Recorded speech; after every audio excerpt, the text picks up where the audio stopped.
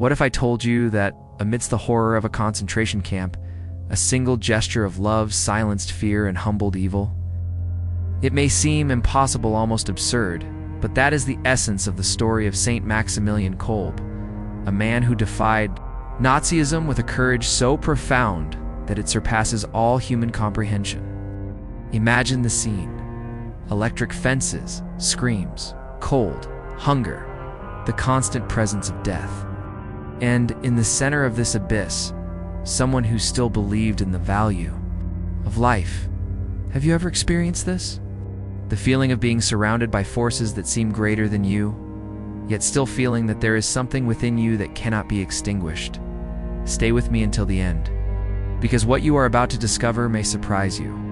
Kolbe not only lived a heroic faith, he proved in the most extreme moment of evil that love was still capable of winning.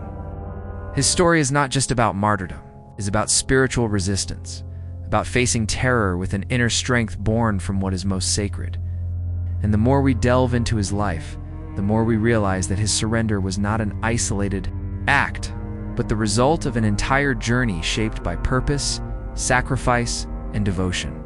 Now that you've entered this atmosphere of impact, courage, and depth, I want to go even deeper into this story. Because the closer we get to the story of Maximilian Kolbe, the more we realize that this courage that defies the impossible comes from a place that goes beyond words. Perhaps this touches something within you, to some silent struggle, some moment when strength was needed, when everything seemed to be falling apart. If this topic resonates with you, leave a comment about what touched you the most. Your participation helps this content reach more people who need to hear messages like this. Leave a like, it makes all the difference for the channel. And of course, if you want to continue delving into these narratives of faith and courage, subscribe to the channel. Now that we've created this connection, I want to go even deeper into this journey. Before facing the terror of a concentration camp, Maximilian Kolbe already carried within him a mystery that would shape his entire journey. As a child, he had a vision of the Virgin Mary, a revelation so powerful that it changed his mindset forever. She appeared holding two crowns, one white, a symbol of purity, and one red, a symbol of martyrdom. And faced with this choice that anyone would hesitate to accept, Kolbe simply said yes to both. This moment reveals a hidden truth about his soul. He possessed not only faith, but a rare spiritual sensitivity, something that transcended logic. While other children were preoccupied with simple games and discoveries, he seemed to already be carrying profound decisions, as if he sensed the impact his life would have on the world. This vision was the starting point of a transformation that would accompany his every step. From the backstage of his childhood to the darkest days of his life, that childhood vision didn't just remain a distant memory. It became the silent engine that guided Maximilian Kolbe's boldest decisions. In his youth, he revealed a brilliant intellect, a sharp mind that always seemed 2 steps ahead, and a spiritual force so intense that it impressed even his superiors. It was as if he carried within him an urgency to transform the world, an almost restless desire to answer the calling he received as a boy. It was from this restlessness that the militia of the Immaculate was born, a movement created to evangelize the entire world through devotion to the Virgin Mary. Nothing like it existed at that time. Newspapers distributed en masse, radio stations broadcasting messages of faith, modern evangelization strategies when that wasn't even a concept yet. Kolbe understood the inner workings of communication and believed that if the truth needed to be proclaimed, it should reach the masses. His impact grew so much that his ideas crossed borders, showing that faith, when combined with creativity, can touch millions. Every great work of Maximilian Kolbe seemed to silently prepare the ground for the most difficult moment of his journey. When the Second World War broke out, tensions spread like a shadow that swallowed everything. Kolbe continued spreading faith, helping Jews, welcoming refugees, decisions that revealed his firm mind and a courage that did not calculate risks. The Nazi authorities realized this too quickly. The first arrest came as a warning. The second, definitive one, tore him from his monastery and threw him into the heart of terror. Auschwitz.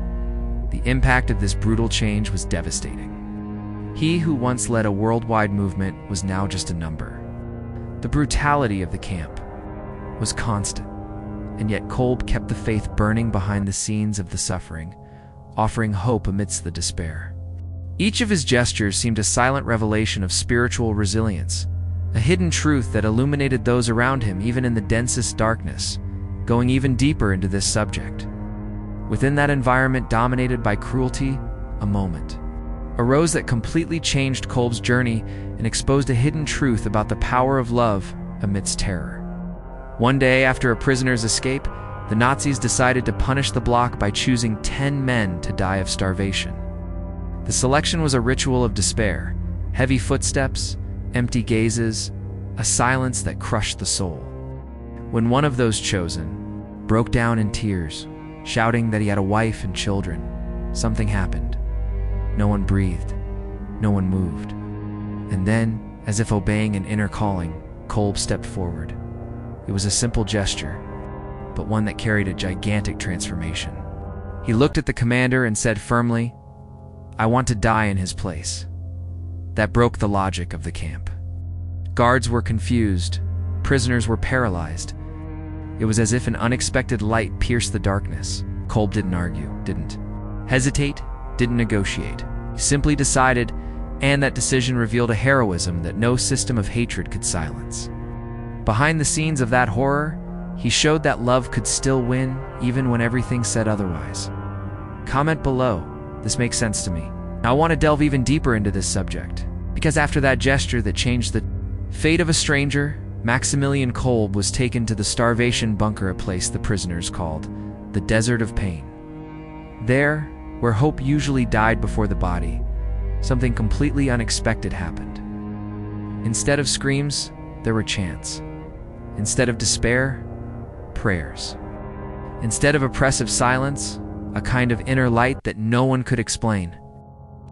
Already weak, gathered the men around him and led each one, as if he were guiding souls, on a journey of transformation.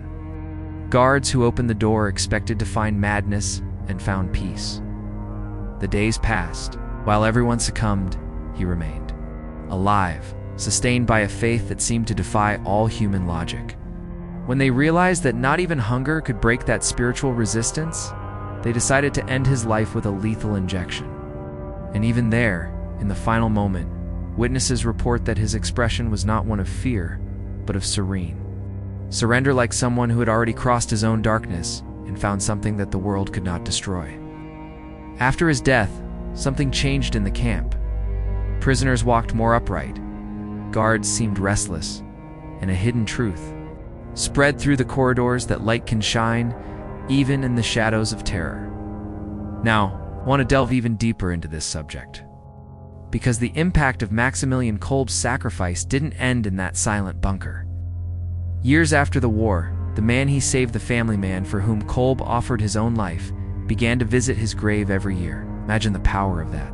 Walking to the resting place of the one who chose to die in your place, and in that sacred silence, feeling that your own existence was the fruit of a love that transcended any human limit. This survivor lived to tell what he saw, to bear witness to how a decision made in seconds transformed decades of history. When John Paul II canonized Maximilian Kolbe, he called him the saint of the Holocaust, officially recognizing what the whole world already sensed, that his gesture was not merely heroism, but a profound revelation about the power of self-sacrifice. In the hidden truth of that death camp, Kolbe showed that love not only conquered hatred, it disarmed it. This message continues to resonate today, reminding us that even in the shadows of suffering, there is a real possibility of transformation. His journey is a reminder that a single decision can change the destiny of many, and that light is always more stubborn than darkness. If you've made it this far, you can probably sense that this story has left a mark on you, maybe a pleasant unease, maybe a renewed hope, maybe just the feeling that something greater guides every journey. So tell me in the comments. I'm with you until the end. It's the simplest and most beautiful way for me to know that you walked with me throughout this entire journey. If this video made you reflect, inspired you, or touched your faith in any way, please leave a like. It's not just a gesture, It shows YouTube that this type of content deserves to continue reaching more people who need to hear stories like this. And of course, if you want to follow along with me on these journeys that illuminate our own, subscribe to the channel. Here, you will always find profound, human stories full of spiritual truth. There's a video over here that perfectly complements what we're experiencing today. Click on it and continue watching it with me.